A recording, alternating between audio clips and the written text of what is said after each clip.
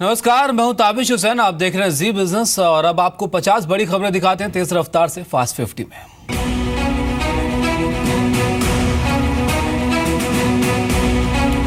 सरकारी telecom company BSNL ने landline ग्राहकों को इंडिपेंडेंस डे का बड़ा तोहफा दिया है। बीएसएनएल ने 15 अगस्त से हर रविवार को अपने लैंडलाइन नेटवर्क पर फ्री कॉल का ऑफर दिया है।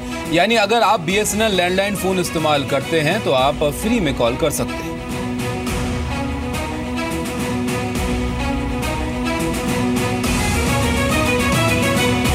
कैब एग्रीगेटर ओला और उबर को दिल्ली हाई कोर्ट से बड़ा झटका लगा है। दिल्ली हाई कोर्ट ने आदेश दिया है कि 22 अगस्त के बाद कैब एग्रीगेटर्स तयशुदा रेट से ज्यादा किराए ग्राहकों से नहीं वसूल सकेंगे।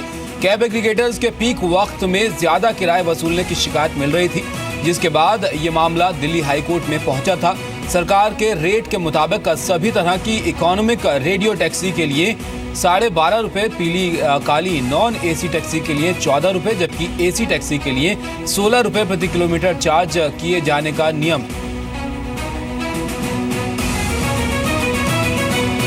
सरकारी और प्राइवेट सेक्टर में काम करने वाली महिलाओं को जल्द ही खुशखबरी मिल सकती है। आज राज्यसभा में मैटरनिटी बेनिफिट बिल पास हो गया। इस बिल के कानून बनने के बाद कामकाजी महिलाओं को 26 हफ्ते की मैटरनिटी लीव मिलेगी। इस बिल की खास बात यह है कि बच्चा गोद लेने वाली या सरोगेट मदर्स को भी 16 हफ्ते की मैटरनिटी लीव मिलेगी।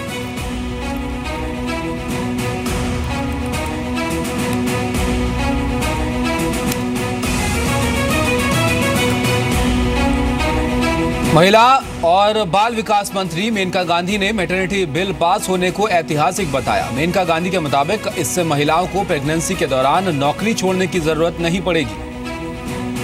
Maternity benefits bill is going through Rajya Sabha today, and I would like to congratulate all of Parliament and our government especially for having changed the lives of mothers and children.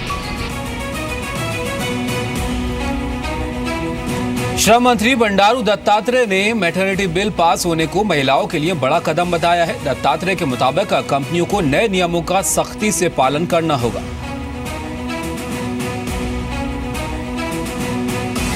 महत्वपूर्ण bill रहा है और राज्यसभा में सभी पार्टियों के लोग एक यूनानिमसली जो है इस बिल को मन से जो है पारित किया है। इसमें हमने बहुत बड़ी प्रावधान ये किया है कि पहले जो है 12 हफ्ते जो मैटरनिटी बेनिफिट मिलता था, अब हम उसको 26 हफ्ते तक जो है उसको बढ़ाया।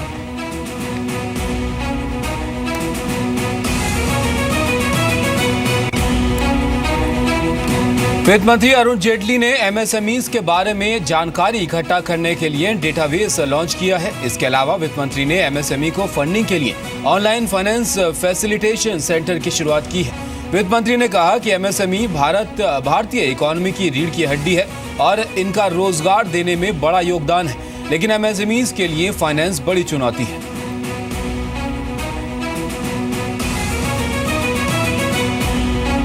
एमएसएमई सेक्टर फिर भी एक्सपैंड करता है और आगे बढ़ने की कोशिश करता है।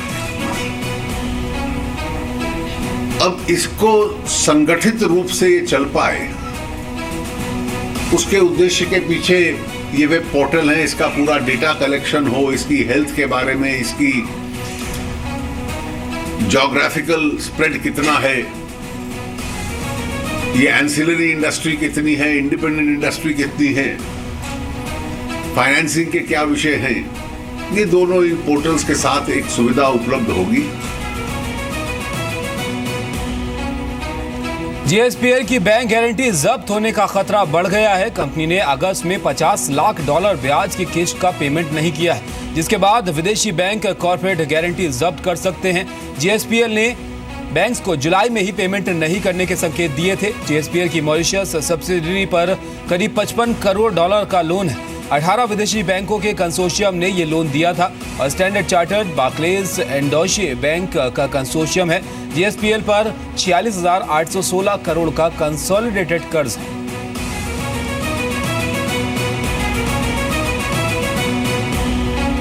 सरकार के मोटर व्हीकल एक्ट में बदलाव के बाद गाड़ियों के इंश्योरेंस महंगे हो सकते हैं। क्योंकि सरकार ने दुर्घटना के मामलों में दिए जाने वाले हर्जाने की कम से कम सीमा को काफी बढ़ा दिया है। इससे बीमा कंपनियों की देनदारी बढ़ेगी, जिसकी भरपाई वो ग्राहकों से ज्यादा प्रीमियम वसूल कर करेंगी।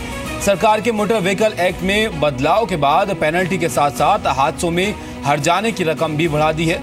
बीमा कंपनियों को लगता है कि इससे उन पर बोझ बढ़ेगा, इसलिए प्रीमियम भी महंगा होगा।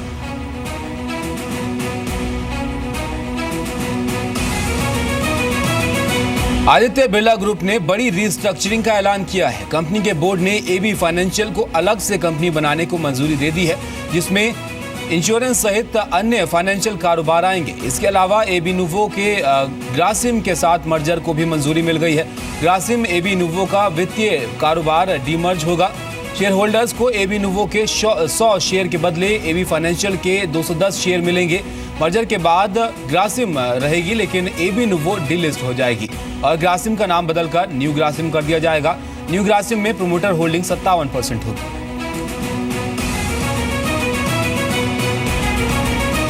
टेलीकॉम कंपनियों में खींचतान बढ़ गई है। सुनील भारती मित्तल ने टेलीकॉम सेक्रेटरी से मुलाकात की है। सुनील भारती मित्तल ने टेलीकॉम सेक्रेटरी को अपनी परेशानी बताई। आरजीओ और जीएसएम लॉबी के बीच में पिछले कुछ दिनों से खींचतान जारी है।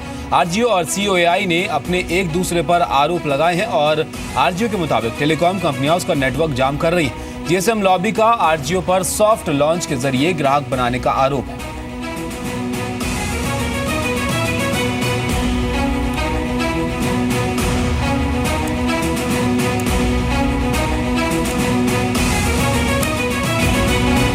आदित्य बिरला ग्रुप के फाइनेंशियल सर्विसेज के चीफ एग्जीक्यूटिव अजय श्रीनिवासन का कहना है कि रीस्ट्रक्चरिंग से काफी फायदा होगा।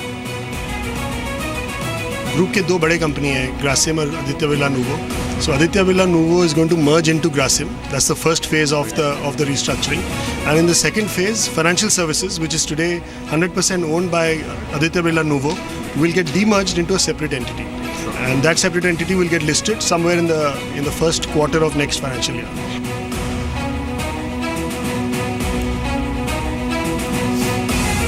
रघुराम राजन और अरविंद सुब्रमण्यम के बाद अब बीजेपी नेता सुब्रमण्यम स्वामी ने जीएसटीएन यानी जीएसटी के लिए बनाए जा रहे आईटी नेटवर्क के खिलाफ मोर्चा खोल दिया है। स्वामी ने प्रधानमंत्री को जीएसटीएन के खिलाफ चिट्ठी लिखी है, जिसमें इसे डेवलप करने का कॉन्ट्रैक्ट किसी सरकारी कंपनी को देने की बात कही गई है।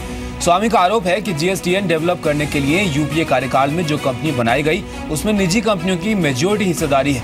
स्वामी ने प्रधानमंत्री से गुहार लगाई कि जीएसटीएन के स्ट्रक्चर को सरकारी कंपनी से बदला जाए।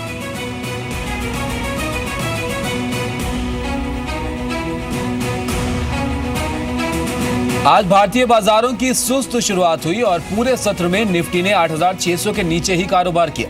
हालांकि कारोबारी सत्र के आखिरी घंटे में आई खरीदारी के चलते बाजार दिन की ऊंचाई के करीब बंद होने में कामयाब रहा। सेंसेक्स 85 अंक और निफ्टी 17 अंक की बढ़त के साथ बंद हुई। बैंक ऑफ बड़ौदा के खराब नतीजों के चलते पीएसयूज बैंकों के शेयरों पर दबाव देखने को मिला।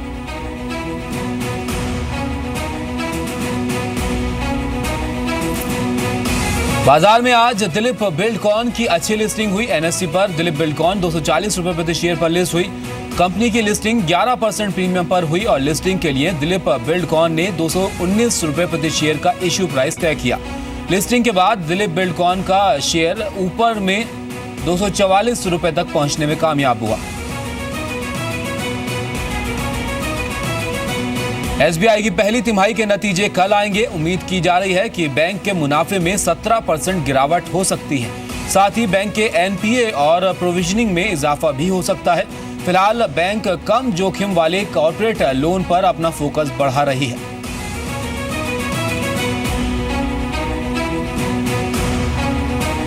बैंक ऑफ बड़ौदा की पहली तिमाही के नतीजों में मुनाफा अनुमान के मुताबिक रहा। बैंक का मुनाफा 59.7% घटकर 243.6 करोड़ रुपए हो गया है। इससे पहले 2015-16 की पहली तिमाही में बैंक ऑफ बड़ौदा का मुनाफा 1052.15 करोड़ रुपए रहा था। साथ ही बैंक के नेट और ग्रॉस एनपीए में बढ़ोतरी हुई है।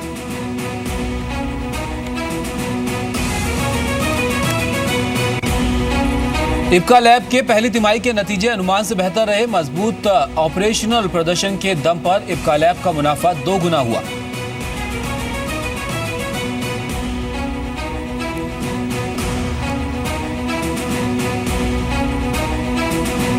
टाटा कम्युनिकेशन का शेयर 7 साल के ऊपरी स्तर पर पहुंच गया है। 2 दिनों में शेयर को 12% का उछाल मिला है।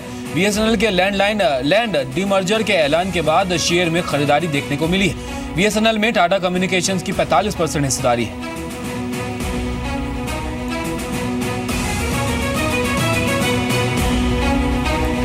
MSCI इंडिया इंडेक्स में बड़े बदलाव हो सकते हैं। Axis bank, yes bank, BPCL और आयशर मोटर्स का वेटेज बढ़ सकता है। साथ ही आईओसी, बजाज फिनसर्व और पिडिलाइट को भी MSCI इंडिया इंडेक्स में जगह मिल सकती है। यूएस में स्टॉक बढ़ने से क्रूड में गिरावट बढ़ गई है। WTI क्रूड का भाव $41 के करीब हुआ है। वहीं ब्रेंट क्रूड का भाव $44 के नीचे फिसल गया है। MCX पर भी क्रूड का भाव 2% तक टूटा है।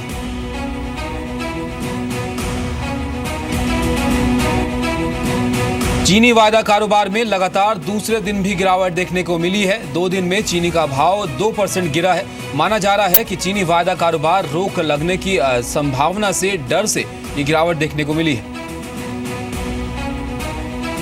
सरकार अब प्याज की भी MSP जल्द तय करेगी। इसकी शुरुआत महाराष्ट्र से की जाएगी। किसानों को नुकसान से बचाने के लिए सरकार ये कदम अपनाएगी। राज्य सरकार के प्रस्ताव के बाद केंद्र सरकार इसे मंजूरी देगी।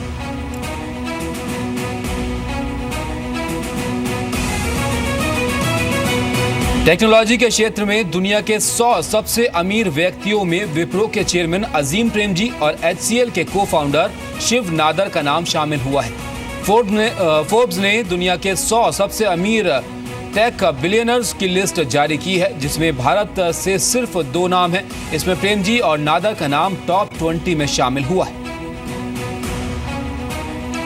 साउथ दिल्ली में बनने वाले एक शॉपिंग मॉल को लेकर एक अनोखा विरोध प्रदर्शन हुआ। ग्रेटर कैलाश पार्ट 2 के अलकनंदा इलाके में रिलायंस के प्रस्तावित शॉपिंग मॉल को लेकर स्थानीय RWA ने विरोध जताने के लिए इलाके में बड़े बड़े पोस्टर बैनर लगाए हैं। संदेश साफ है, no to big shopping mall. Alaknanda इलाके में शॉपिंग मॉल के लिए रिलायंस ने DDA से जमीन हासिल की है, लेकिन आसपास के 200 से ज्यादा RWA इस मॉल के विरोध में आ गए हैं। शॉपिंग मॉल का मामला फिलहाल दिल्ली हाईकोर्ट में है, जिस पर सुनवाई चल रही है।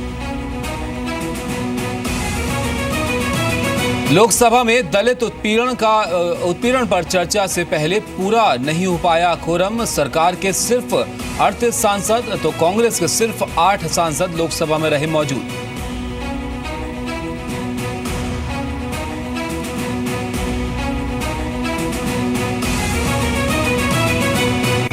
लोकसभा में दलितों के मुद्दे पर TMC का बड़ा बयान सामने आया। सांसद सौगत रॉय ने कहा कि विश्व हिंदू परिषद पर बैन लगना चाहिए। सौगत रॉय ने कहा कि हिंदुत्व की बात हो गई, दलितों की बात कीजिए, उनको ठंडक दीजिए। सीमा पार से आतंकवाद पर भारत ने फिर सुनाई पाकिस्तान को खरी खरी। विदेश मंत्रालय ने कहा, चिट्ठियां लिखते रहने से नहीं छिपेगा आतंकवाद। भारत ने पाकिस्तानी जेल में बंद भारतीय हामिद अंसारी का मुद्दा भी उठाया। भारत ने कहा कि आतंकी बहादुर अली की गिरफ्तारी से सबूत मिलता है कि पाकिस्तान आतंकवाद को अब भी बढ़ावा दे रहा है। पाकिस्तान ने आतंकवाद के मुद्दे को फिर नकारा। पाक विदेश मंत्रालय के प्रवक्ता नफीस जकारिया ने इसको खारिज किया। NIA ने जिंदा पकड़े गए पाकिस्तान के आतंकी बहादुर अली को कस्टडी बढ़ा दी है।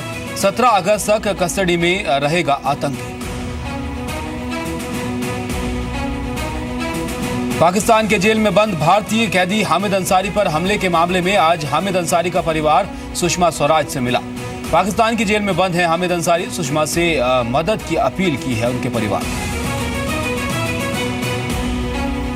पीएम मोदी के बयान का विरोध करने के लिए 22 अगस्त को जयपुर में गौरक्षक करेंगे प्रदर्शन। पीएम मोदी ने कहा था 80% गौरक्षक फर्जी हैं। विवादित इस्लामिक धर्मगुरु जाकिर नाइक के खिलाफ मुंबई पुलिस की जांच में बड़ा खुलासा हुआ है। पुलिस सूत्रों के मुताबिक जाकिर नाइक से जुड़े बैंक खातों में पिछले 3 साल में विदेशों से 60 करोड़ रुपए जमा हुए हैं। पठानकोट आतंकी हमले के दौरान शहीद NSG के लेफ्टिनेंट कर्नल निरंजन कुमार के घर के एक हिस्से को बेंगलुरु में गिराया जाएगा।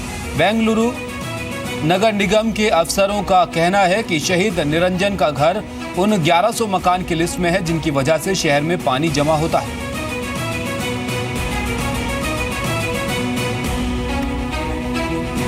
यूपी के बहराइच में सरकारी अस्पताल की लापरवाही का मामला सामने आया है। इलाज के लिए आए एक बच्चे के माता पिता का आरोप है कि उनसे अस्पताल में हर काम के लिए पैसे की मांग की गई।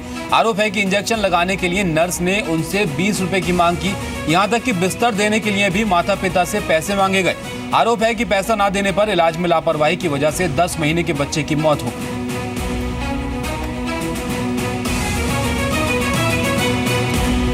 राज्यसभा में समाजवादी पार्टी का हंगामा, केंद्र सरकार पर फंड नहीं देने का आरोप लगाया, सदन को करना पड़ा स्थगित।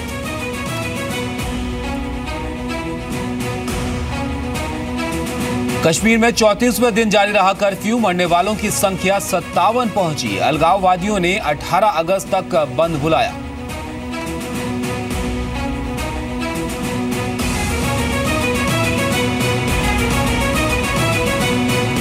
श्रीनगर में हुर्रियत नेता मीरवाइज उमर फारूक को लिया गया हिरासत में। 2010 में मारे गए आतंकियों को देना चाहते थे श्रद्धांजलि।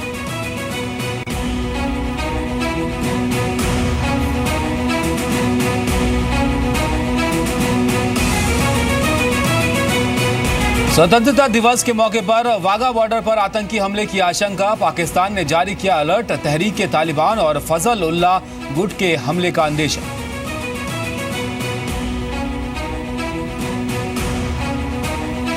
स्वतंत्रता दिवस पर आतंकी साय को देखते हुए सुरक्षा के लिहाज से दिल्ली पुलिस तैयारी में जुट गई है। 15 अगस्त को लाल किले के आसपास के 3140 पेड़ों से भी पूरे क्षेत्र की निगरानी की जाएगी। सुप्रीम कोर्ट ने रेप के आरोपी आसाराम बापू को जमानत देने से इनकार कर दिया है। एम्स का बोर्ड करेगा स्वास्थ्य की जांच। आसाराम नाबालिग से रेप के आरोपी हैं और पिछले 3 साल से जेल में बंद है। इलाहाबाद में संगम में गंगा यमुना नदियां उफान पर आ गई हैं। संगम में अचानक आई इस बाढ़ के चलते निचले इलाकों की बस्तियां जलमग्न हो चुकी हैं, जिसके चलते लोगों ने अपना जरूरी सामान लेकर घर खाली कर दिए हैं। राजस्थान के करौली में पानी के सैलाब में फंसे 200 लोगों को रेस्क्यू किया गया। अचानक बाढ़ का पानी गांव में घुस जाने से 30 परिवार के 200 लोग पानी के बीच घर में फंस गए थे। वडोदरा में भी भारी बारिश से बेहाल हुए आम नागरिक। तालाब में तब्दील हुई सड़कें। कई घंटों की बारिश से कई जगह जल भराव।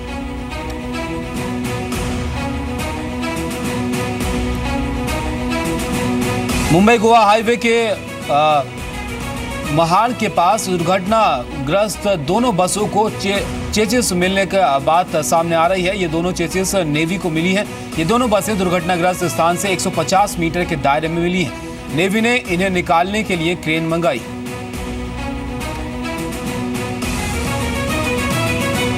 अमेरिका के कैलिफोर्निया की यूनियन सिटी में सिखों के धार्मिक ग्रंथ से बेअदबी का मामला सामने आया है, जिसके बाद वहां झड़प भी देखने को मिली।